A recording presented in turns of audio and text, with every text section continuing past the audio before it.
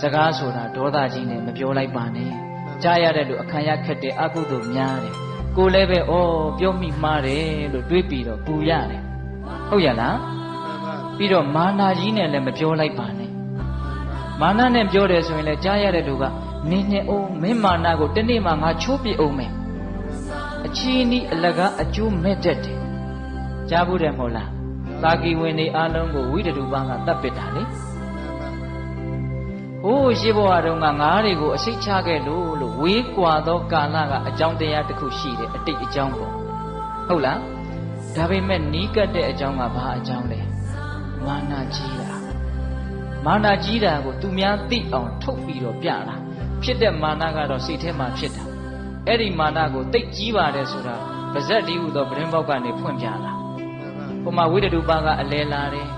သူမှအချမ်းရင်နေတဲ့သူကကောသလဘုရင်ကြီးကောသလတိုင်းဆိုတာအင်မတန်အင်အားကြီးတယ်တာကီဝင်တို့ရဲ့တိုင်းပြည်နဲ့ဘာမှမဆိုင်ဘူးနော်အဲ့ဒီအင်အားကြီးတဲ့တိုင်းနိုင်ငံကအရှင်သခင်ဖြစ်နေပြီဝိတ္တုပန်းကအဲ့ဒါသူကအမျိုးတွေစီဆိုပြီးတော့လာပြီးတော့လဲလာလေလာလဲပြီးတော့ပြန်သွားရောအဲ့ဒါတာကီဝင်တွေကမာနာကြီးလိုက်တာဝိတ္တုပန်းတဲ့ငယ်တဲ့ကလေးတွေပဲထားတယ်ကြီးတဲ့ကလေးတွေတယောက်မှမရှိဘူးအဲ့ဒါဝိတ္တုပန်းလည်းပြန်သွားပြီဆိုတော့ကျွန်မတယောက်ကဟေးကျွန်မသာထိုင်သွားတဲ့နေရာအသေးရရုပ်တယ်ဆိုပြီးတော့နွားနိုးနဲ့ဆေးတာလေအဲ့ဒါပါဇက်ကလည်းပြစ်တောက်နဲ့ပြောတယ်ကျွန်မသာနေတဲ့နေရာအတန်းစားခွဲပြီးတော့မာနနဲ့ပြောတာအဲ့ဒါကို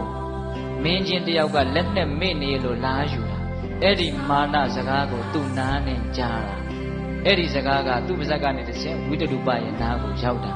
အဲ့ဒီမှာငါနေရာကိုနွားနိုးနဲ့ဆေးရှိသေးဦးမင်းတို့ရဲ့နေရာကိုမင်းတို့ရဲ့လေချောင်းသိန်းနဲ့ငါတနေ့ဆေးပြမယ်ဟုတ်လားအနီးကပ်ဆုံးအကြောင်းကတော့မာနကိုအမိပြုတ်ပြီးတော့ထွက်လာတဲ့စကားတစ်ခွန်းကြောက်စရာမကောင်းဘူးလားကောင်းတယ်ဒါကြောင့်ပိဿပေါင်းသူတော်ကောင်းတို့အကျိုးရှိခြင်းတယ်ဆိုလို့ရှိရင်စကားပြောတဲ့နေရာမှာပုဂ္ဂိုလ်ကိုကြည့်ပြောပါအချိန်အခါကိုကြည့်ပြောပါ